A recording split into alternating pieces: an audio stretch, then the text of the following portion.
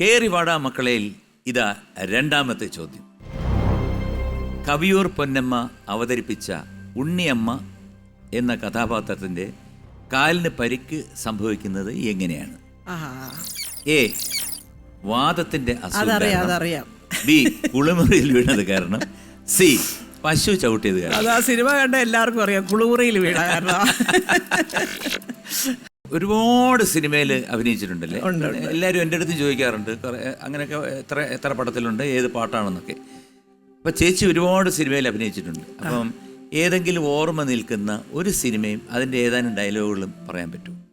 ഡയലോഗൊക്കെ സത്യം പറഞ്ഞാൽ ഞങ്ങളെപ്പോലുള്ളവരൊക്കെ പണ്ട് കാണാതെ പഠിച്ച് തന്നെയാണ് പറഞ്ഞോണ്ടിരുന്നത്. കാരണം ഇപ്പം ഈ സ്പോട്ട് ഡബിങ് അല്ലെങ്കിൽ ഈ പ്രോംപ്റ്റിംഗ് ഒന്നും അന്നില്ല. ഭഗവാന് വാഹിനി സ്റ്റുഡിയോയിൽ നമ്മളിത് കാണാതെ പഠിച്ച് പറയണം. അപ്പുറത്ത് സൗണ്ട് എഞ്ചിനീയർ ഇത് പറയാം, അമ്മ അതിനെ കുറച്ച് സത്തം പോട്ട് പേസുക ശരിയാ വരല എന്നൊക്കെ പറഞ്ഞ് നമ്മളെ വരട്ടി കാണാതെ പഠിച്ചാ പറഞ്ഞത്. പക്ഷെ ഡയലോഗ് എത്ര കൊല്ലമായെന്ന് വിചാരിച്ചിട്ടാ ഭഗവാന്, ഏതാണ്ട് മോൻ്റെ വയസ്സ് ഇത്ര ഉള്ളപ്പോഴേ ഞാൻ അഭിനയിക്കുക.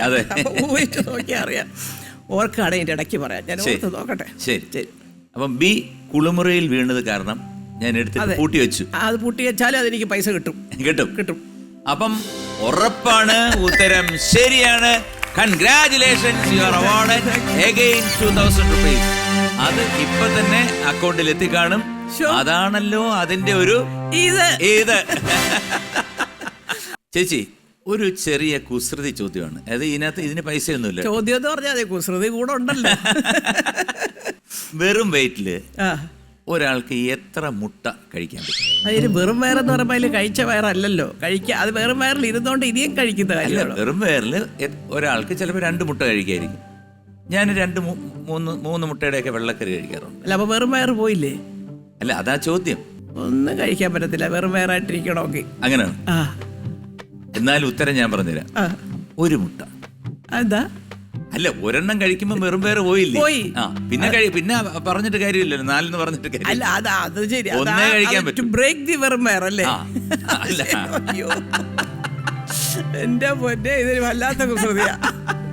ചേച്ചി, അടുത്ത 3ാമത്തെ ചോദ്യം ഒരു വീഡിയോ ചോദ്യമാണ്. നമുക്ക് വീഡിയോ ഒന്ന് കാണാം. ഞാൻ കേട്ടതാ ആരോ വിളിക്കണത്. എന്തോ ശബ്ദം ഞാനും കേട്ടു. രാത്രി ചില വിളിയും പടിയൊക്കെ ഉണ്ടാവുന്ന കുമ്മിടി പറഞ്ഞ് മറക്കണ്ട.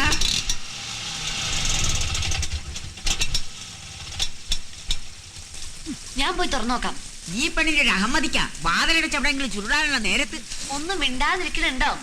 ഞാനും വരാൻ കുട്ടി. വേണ്ട മമ്മേ, വെള്ളം കിട്ടാതെ മരിച്ച ആത്മാക്കളാ രാത്രി കിടന്ന് കരഞ്ഞു വിളിക്കുക. ഓ, ഈ പെരുമഴയ്ക്കാ വെള്ളം കിട്ടാതെ കരയുന്നത്. കിട്ടും എന്റെ കയ്യിൽ നിന്ന്. പൊയ്ക്കാൻ പോകുന്നു. പ്രമുഖനായ ഒരു MLA അമ്മ ഈ രംഗത്തിൽ അഭിനയിച്ചിട്ടുണ്ട്. A. Vijayakumari, B. TR Romana, C. Subbulakshmi. പ്രമുഖനായ MLA മുകേഷിന്റെ അമ്മ വിജയകുമാരി ചേച്ചി. അപ്പോ എ.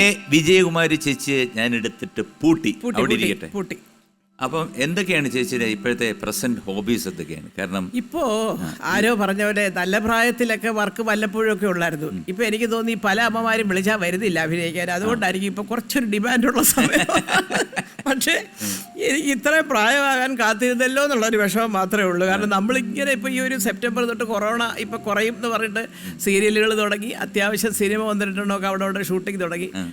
അപ്പോൾ സീരിയൽ അഭിനയമുണ്ട്, സിനിമയുണ്ട്, പിന്നെ ഒരു സംഗീത വരണം. ഇപ്പോൾ ഞങ്ങളൊരു ചെറിയ കൂട്ടായ്മ തുടങ്ങാം. ഞാൻ വിളിക്കുന്നുണ്ട് ഉദ്ഘാടനം, എൻ്റെ മോനെയൊക്കെ വിളിക്കും. അപ്പം ഞാനൊരു ചെറിയൊരു സംഭവം അത് വിപുലീകരിച്ച് ഒരു നല്ല രീതിയിലൊക്കെ. സംഗീതം പഠിച്ചതല്ലേ? അയ്യോ, ചോദിക്കല്ലേ പൊന്നു മോനെ, പറഞ്ഞത് അങ്ങനെയല്ല. എൻ്റെ ചേച്ചിയാണ് പഠിപ്പിച്ചത്, ഓമനക്കുട്ടി ടീച്ചർ. അത് കേട്ട് ഞാൻ പഠിച്ചു, അതാണ് സത്യം. ചേച്ചി പാടത്തുമില്ല, പക്ഷെ കേട്ട് പഠിച്ച ഞാൻ. അന്നൊക്കെ വലിയ മൂച്ചിലൊക്കെ പാടുക. അയ്യോ, ടീച്ചറിനൊക്കെ ഞങ്ങൾ ടീച്ചർ വിമൻസ് കോളേജിലുണ്ടെന്ന് ചേച്ചി. എന്തായാലും ഒരു കാര്യം ചെയ്യാം, നമുക്ക് ചേച്ചിയുടെ വിശേഷങ്ങൾ തുടങ്ങുന്ന ഒരു പാട്ടിലൂടെ തുടങ്ങാം. അയ്യോ, എന്റെ പൊന്നു, ചെറുപ്പത്തെക്കാലം ഞാൻ ഈ പറയുന്നത്. 2 വരി ധൈര്യമായിട്ട് പാടാം. അമ്പലക്കുളങ്ങരെ കുളിക്കാൻ ചെന്നപ്പോൾ അയലത്തെ പെണ്ണുങ്ങൾ കളിയാക്കി, കല്യാണി കളവാണി പാടിക്കൊണ്ടവരെന്നെ കല്യാണ പെണ്ണിനെ പോൽ കളിയാക്കി. ചേച്ചി, ഇത് നമ്മൾ വിചാരിച്ചവരൊന്നുമല്ല. കാരണം ഇതിനകത്ത് കല്യാണ പെണ്ണിനെ പോൽ കളി അതൊക്കെ കൃത്യമായിട്ട് പാടില്ലേ? ഓ പോരെ, അതൊക്കെ പണ്ട്. അല്ലല്ല, ഇപ്പൊ പാടിയതില് കൃത്യമായിട്ട് വന്നു ആ സംഗതികൾ. കാരണം പാട്ടിനോട് ഭയങ്കര ഇഷ്ടമായിരിക്കും. ഇഷ്ടം മാത്രമല്ല, ഒരു ജ്ഞാനസ്ഥയാണ്. എന്നെ പാടിപ്പിച്ചതും ചേട്ടനാ, ഓൾ ഇന്ത്യ റേഡിയോയിൽ. അതെ. അയ്യോ, കോട്ടൺ ഹില്ലിൽ ഞങ്ങളൊരു ഗ്രൂപ്പ് വരും, സൈഡ് റൂമിലേക്ക് എല്ലാവരും വന്നോ എന്നൊരു ചോദ്യമുണ്ട്. ചേട്ടൻ അയ്യോ അത് പാവന്റെ ചേട്ടൻ അല്ല, ഇപ്പൊ ഞങ്ങളെ പാടിയതിനകത്ത് അമ്പലക്കുളങ്ങരെ കുളിക്കാൻ ചെന്നപ്പോൾ അയലത്തെ പെണ്ണുങ്ങൾ കളിയാക്കി, കല്യാണി കളവാണി പാടിക്കൊണ്ടവരെന്നെ കല്യാണ പെണ്ണിനെ പോൽ കളി. അവിടാണ് ഏറ്റവും സ്കോർ. കല്യാണ പെണ്ണിനെ പോൽ കളിയ. ആരായി പറയുന്നത്? അല്ല, അത് അത്ര എളുപ്പം അങ്ങനെ പാടാൻ പറ്റുന്ന ഒരു ഏരിയ അല്ല. വീട്ടിലൊക്കെ ഇതിങ്ങനെയൊക്കെ ചുമ്മാതല്ല.